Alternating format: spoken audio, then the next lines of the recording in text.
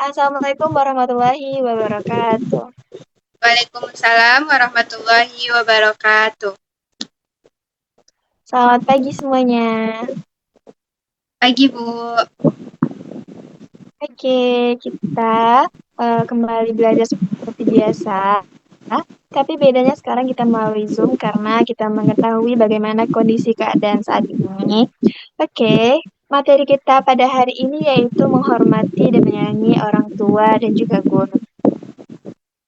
Nah, penting nggak sih kalau menurut murid-murid semuanya itu untuk kita hormat kepada orang tua dan juga guru? Penting, Bu. Kenapa penting? Karena menghormati orang yang lebih tua itu kewajiban bagi kita yang kecil, Bu. Oke, bagus. Nah, jadi kita akan membahas pentingnya kita hormat dan juga patuh kepada orang tua. Menghormati orang tua sangat ditekankan dalam Islam. Banyak ayat di dalam Al-Quran yang menyatakan bahwa segenap mukmin harus berbuat baik dan menghormati orang tua. Selain menyeru untuk beribadah kepada Allah semata dan tidak menyekutukannya dengan apapun, Al-Quran juga menegaskan kepada umat Islam untuk menghormati orang tuanya. Sebagai muslim yang baik, tentunya kita memiliki kewajiban yang berbakti kepada orang tua kita, baik ibu ataupun ayah. Agama Islam mengajarkan dan mewajibkan kita sebagai seorang anak untuk berbakti dan taat kepada ibu atau ayah. Nah, taat dan berbakti ini adalah sikap dan perbuatan yang terpuji, sebagaimana telah dijelaskan oleh Allah Subhanahu wa Ta'ala dalam Al-Quran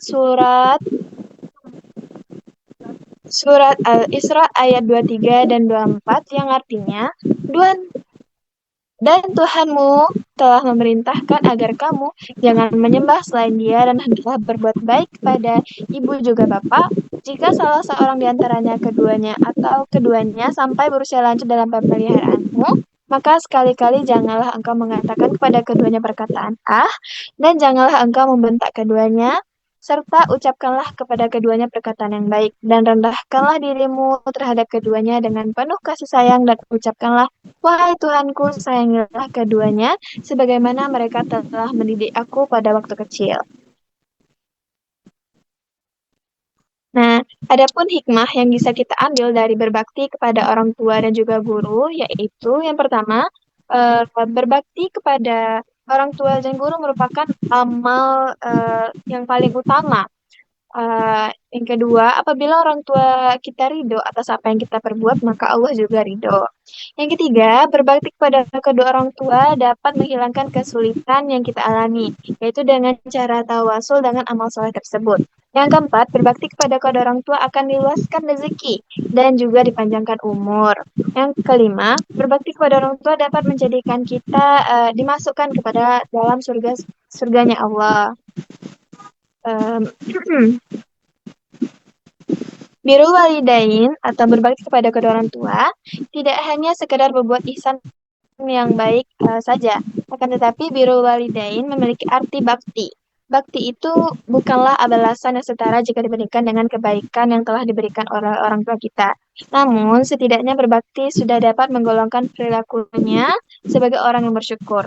Tentu saja, kewajiban kita untuk berbakti kepada kedua orang tua dan juga guru tanpa alasan. Penjelasan tersebut merupakan alasan penting bagi kita untuk berbakti kepada orang tua dan juga guru.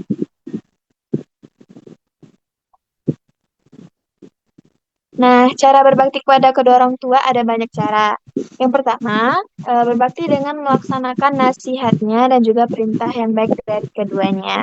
Yang kedua, merawat dengan penuh keikhlasan dan kesabaran apalagi jika keduanya sudah memiliki usia yang lanjut ataupun pikun. Merendahkan diri, kasih sayang, berkata halus dan juga sopan, serta mendoakan keduanya.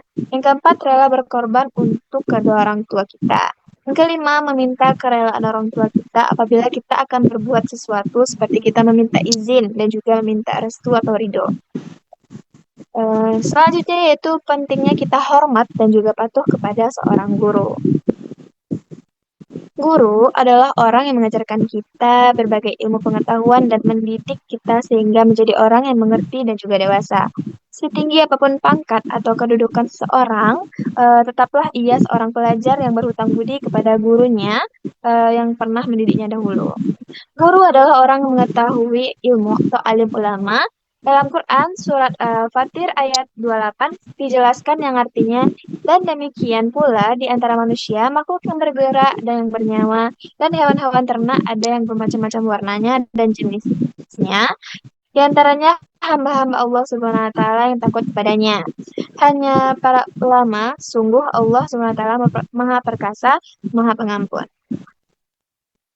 Guru adalah bapak rohani bagi seorang murid. Ialah yang memberikan senapan jiwa dengan ilmu, pendidikan akhlak, dan membimbingnya. Maka menghormati guru berarti penghargaan terhadap anak-anak kita. Dengan guru itulah mereka hidup dan berkembang sesuai dengan ketinggian derajat dan martabat guru. Tidak heran kalau para ulama sangat menghormati guru-guru mereka. Nah, cara mereka memperlihatkan penghormatannya yaitu ada beberapa cara. Seperti mereka rendah hati terhadap gurunya, meskipun ilmu sudah lebih banyak ketimbang gurunya.